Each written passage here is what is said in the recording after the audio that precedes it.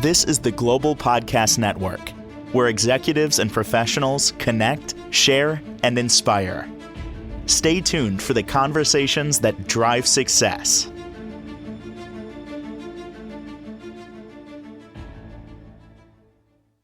And welcome back, everyone. Yeah, life isn't easy. Things present. You got to pilot through them as best you can. But I ask this question. Are you choosing the life you're living, or are you just managing it? Maybe another way to put that is, are you surviving or are you thriving? We are going to talk about that today. Are you choosing your life or managing it, which is the title of a book that he is working on.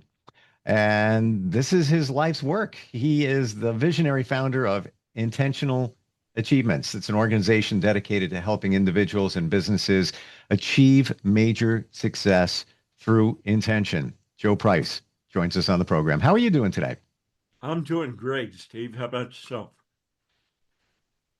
Fantastic, and loving this topic today because, and I don't know if this is in line with what you practice and coach, but the more and more I read about our lives and what's happening in our lives, the more and more I'm seeing that we are creating our lives, don't even know that we're doing it, but we are. Everything that's happening around us, we picked it. We chose it.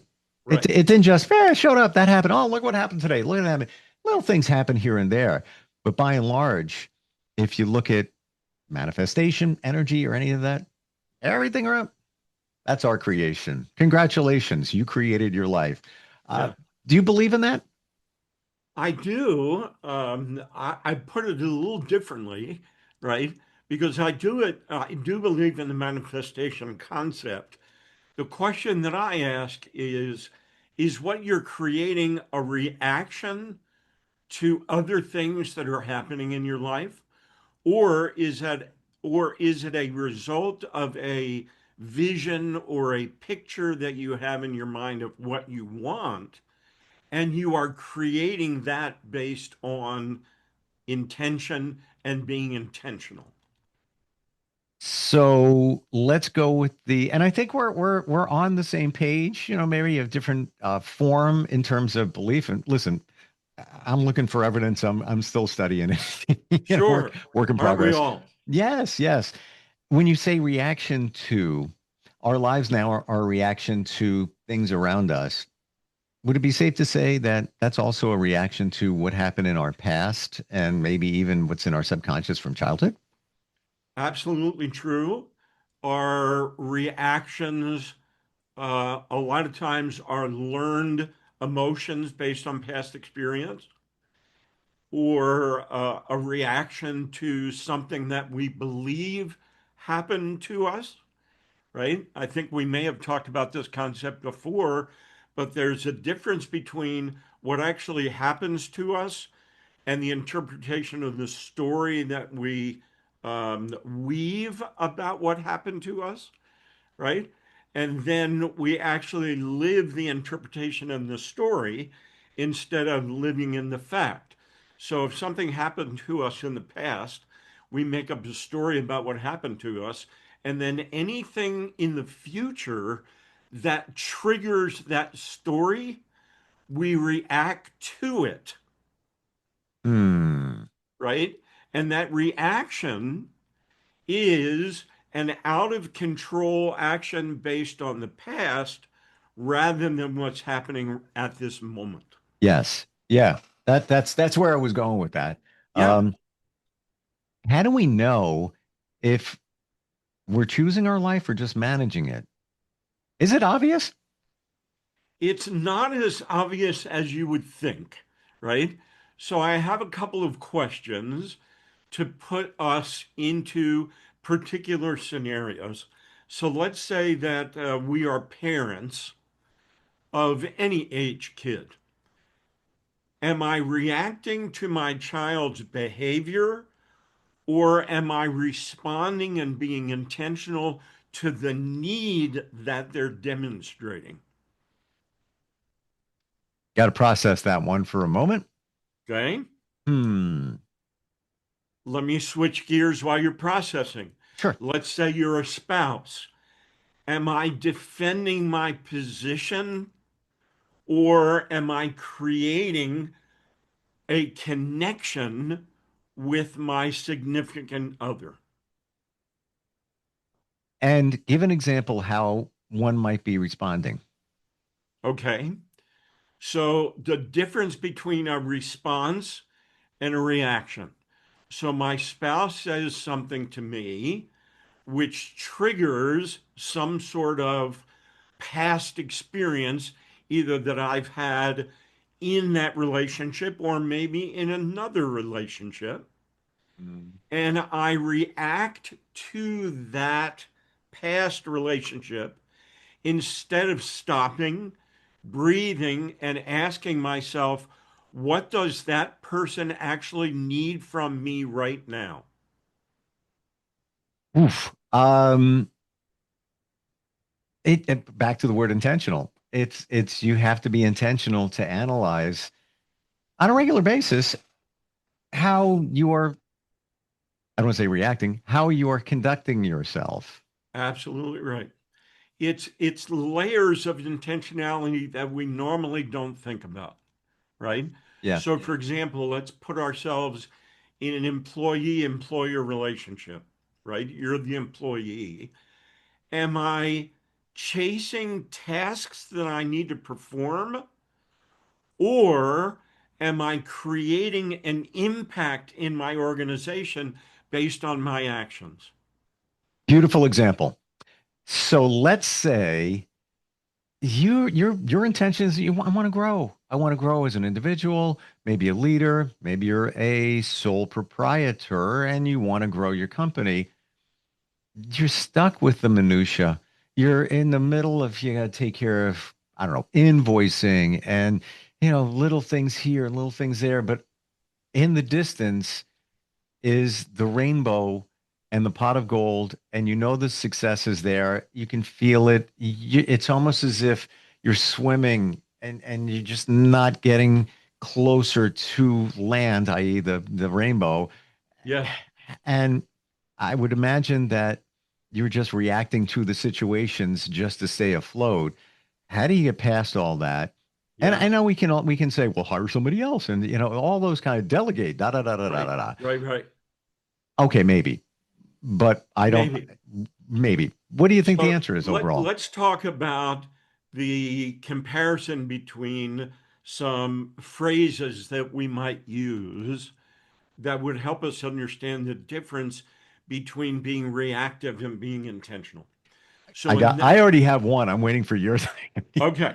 So the first one is, are we frantic or are we focused? Okay. Okay. So, in what you're saying, Joe, is that in your everyday operations as that person, you ask that question. Is that reasonable? Yes. And so I'm looking at several things. I'm looking at what my actions are and what the outcome is. Remember, intentional is always outcome focused. So frantic living feels full.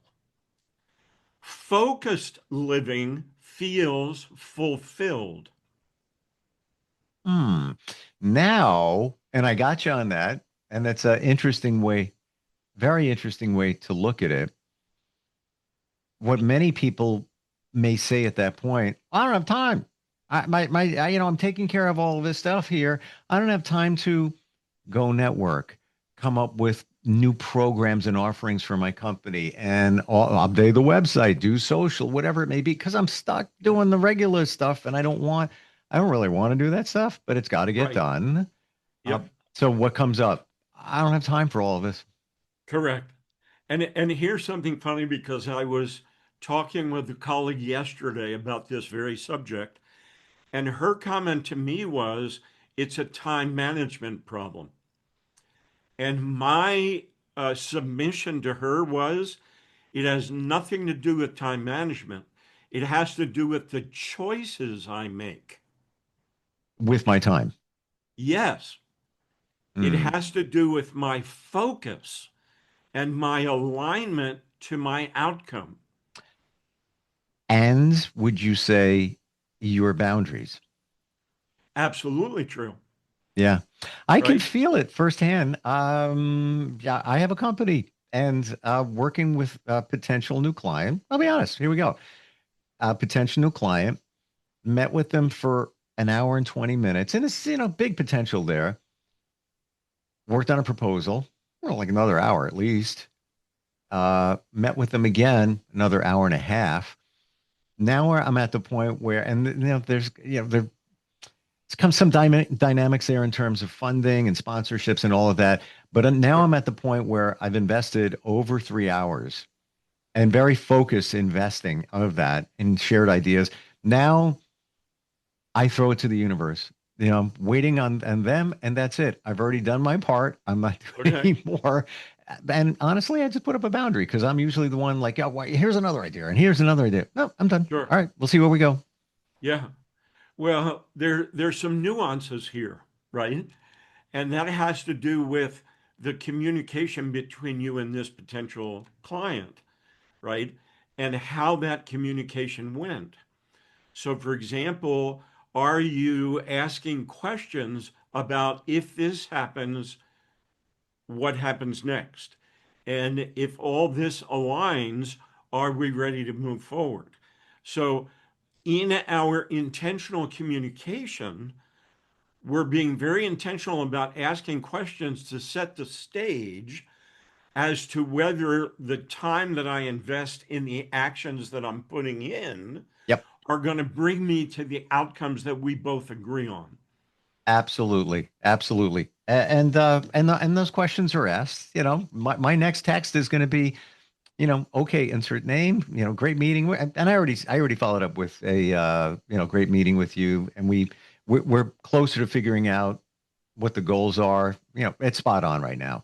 Sure. Next step. Like I've already presented everything in terms of how I can provide the next step and take them levels up, and they realize that. But Right. now it comes down to, budgeting and what they want, yeah, how they're going to handle that. But I feel in that situation, it's on them. I can't do any more. I can keep throwing ideas, but I'm not getting compensated for that. So it's like, all right, now I'm Yeah. leaning back and now the ball's in their court, proverbial ball in their Yeah. court. No, I certainly understand that. And it comes to one of the next comparison words that I want to throw out, and that is control versus clarity, Ooh, love it. right? Mm. So in a reactive world, we're always looking for control. In an intentional world, we're always looking for clarity. That was the number one word that I used all of last year. And to the point of the people around me, colleagues or whatever it might be, people in groups I'm part of, they started using that word because I would say, and we need some clarity. Where are we with this? Like, I don't understand what you guys are talking about. Be clear, Absolutely be right. clear. I'm not trying to control anything. Just understand. Yeah. Clarity is I don't want to say it's everything, but it's very much close to everything. Well, and it's interesting when people say clarity, again, what does that actually mean? Well, that's true Because, too. right, you and I have talked about before that definitions dictate our actions. So when one person hears the word clarity, they say, well, I have to be more concise and more precise and more clear with my language. And another person hears clarity, and what they hear is, we have a different definition of the word that we're talking about. Let's each define it and find out how far apart we are, Mm. right? So the definition of the terms that we're using becomes important. Yes, and then there's also clarity versus expectations.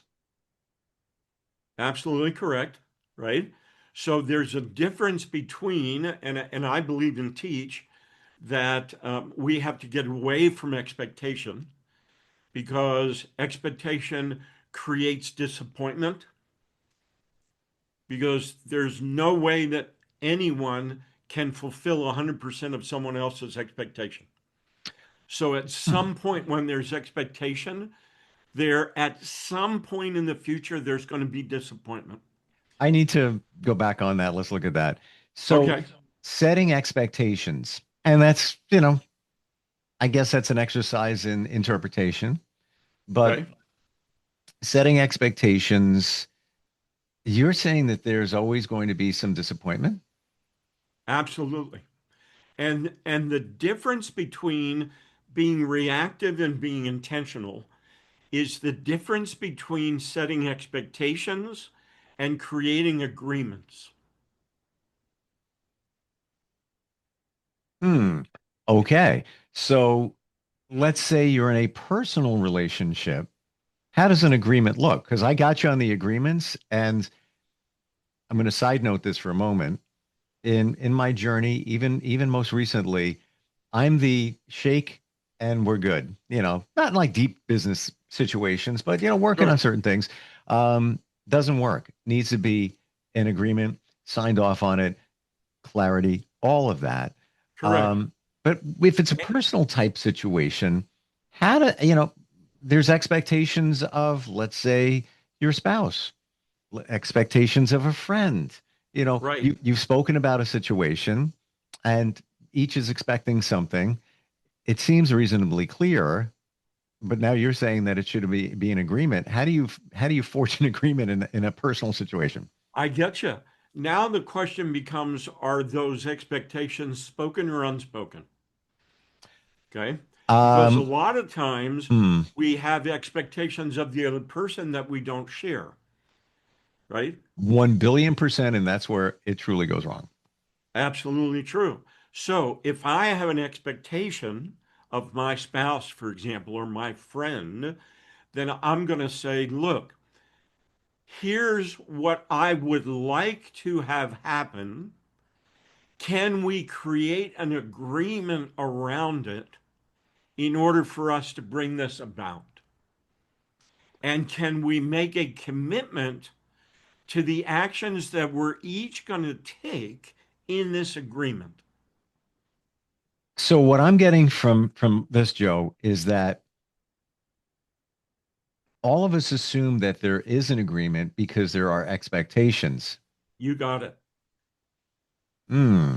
And can an agreement, short of a business agreement, is it reasonable even if it's in a text? Hey, by the way, we said we were going to do this, just making sure that you're on the same page, that we're meeting at 3 p.m. and we're going to have lunch, but then after that, we're going to go catch a movie, blah, blah, blah, whatever it might be. Right. That serve as a, personal agreement?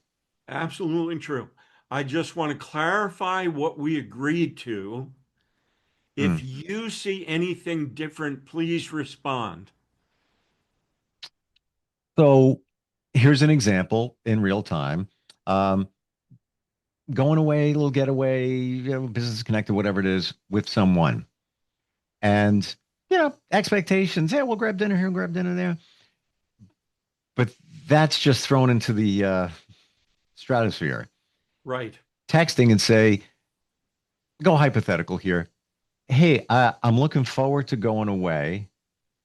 I'm fine with just doing nothing if you're okay with that. If you want to sightsee for a few hours, I'm okay with that. But now you're clearly defining it where the other person could turn around and say, what do you mean you're going to sit around and veg on the beach all day? I want to go see this and I want to go see that. And I want to go parasailing. Right. Blah, blah, blah, blah. Oh, no, that's Yeah, not what good I for was you. thinking. And here's the way that I would handle that situation. I would say, Steve, you and I are going to go away for a couple of days. Should we have a conversation ahead of time about how we're going to spend our time, what we're going to do for meals, or are we just going to let things happen? Yep. Yeah. So now it's interesting Is- because the expectation is it's assumed that that's all part of, the agreement, Right? but it's not. So again, it comes back to this whole question of, are we just managing that experience, or are we creating the best experience that we can have? One's reactionary and one's intentional. Hmm. Wow. A lot of the stuff that I hear from you almost sounds sometimes rhetorical and obvious. We take it for granted. That's the way it is, but nobody ever talks about it. And it like hit you over the head with it. Like now I'm seeing it. I Yeah. just assumed, we talked about our expectations. Well, we didn't go to the next step to make sure, call it cemented it. Yes. It was just, hey, let's build a house. Well, no, we have to put the foundation and make sure that that is ready to go before we do anything after that. No, we just said, man, build a house. How many of us would build some sort of substantial building that we want to feel proud about and put our name on, and not follow a blueprint to build it? How many of us would just say, let's buy some lumber, let's buy some supplies, and we'll see what happens, Who's going to hammer? Who's going to measure? right? We wouldn't do that there, Mm. but I submit to you that most of us build our life that way, When you really think about it and search deep, that's the truth. right? Yeah, So let me give you some other contrasting words, sure. right? Reaction is hopeful, intentional is deliberate, right? How many of us have said to ourselves, boy, I hope this thing works out? Intentionality doesn't hope. Well, with that, I hope it works out. And I say it, um, it's not positive. It's great to have hope, but there's comes from a place of doubt and lack. Instead of saying, Right, well, I hope it works out or whatever, I trust that it will be fine. It will work out, you know? right. And maybe that's now, crossing the bridge over to the intention side. But here's the challenge that we have. We say, okay, I want to go from here to there. And I plan the first two steps and I say, okay, I'm ready. And then you take those first two steps, and then the rest of the journey is reacting to all of the detours that may come, hoping that you're eventually going to get to where you want to go. Instead of being deliberate and saying, I'm not going to just plan the first two steps, I'm going to plan the entire thing from start to finish. And I know if there's a detour based on my planning, I know how to get around the detour because I know where the next mile marker is that I'm heading toward, right? And I can always go through the detour and get to that next mile marker and then find myself back on my plan. Gotcha. So how do we phrase our language when, somebody says, yeah, hey, listen, I just want to set the expectations. Yeah, a common phrase sounds positive, like you're being proactive, but it's not everything. So how would you reframe that when somebody says to somebody, hey, I just want to set the expectations? I'd like to have an agreement about where we're going and what agreements we're going to make on how we're going to get there. You know why that's never used? And it should be because it's committal. That's the challenge that I have seen more than anything else. I'm feeling it right now because and even in a personal situation, like we're going away together. Sounds harsh. Hey Joe, all right, I'm texting. Hey Joe, all right, we're going away this weekend. I just want to set an agreement for this. It's the way it should be, but I'm just saying it sounds very hard. Yeah. But it Well, needs to get done. the challenge is how intentional are we going to be, and how flexible are we going to be? So, are we going to say, look, we're going to allow ourselves each free time from the morning until lunch. We're going to meet, we're going to create an agreement, we're going to meet for lunch and then determine together what we're going to do in the afternoon. Is So it part of our time is flexible and part of our time is intentional, but we've created agreements around it to where we're not I'm not upset at you because you're not joining me for my morning activity, we didn't create that agreement. We said we're going to be flexible and do our own thing in the morning and meet up for lunch and see how things are doing.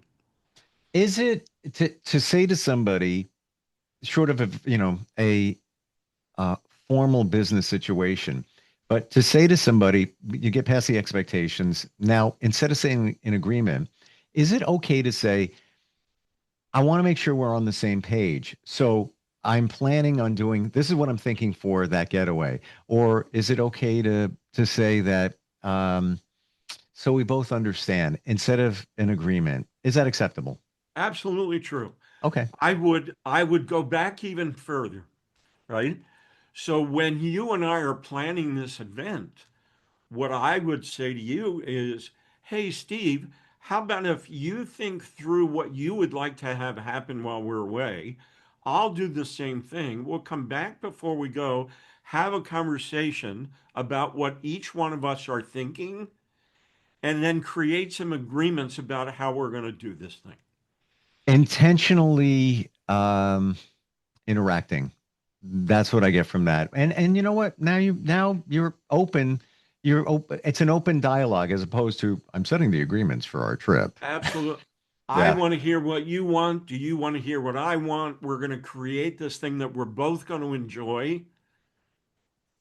And choose the vacation we want to go on or getaway, i.e. choose Correct. our life. Intentionalachievements.com is your website. Love what you stand for. All of this. It's almost as if like you're the race car drivers going around the NASCAR track and you're whispering in the ear. That's how they do it. It's not just the driver. There's 10 people watching. All right, move it over to the left, move it over to the right. You're that person. What intentional coaching is all about, Steve.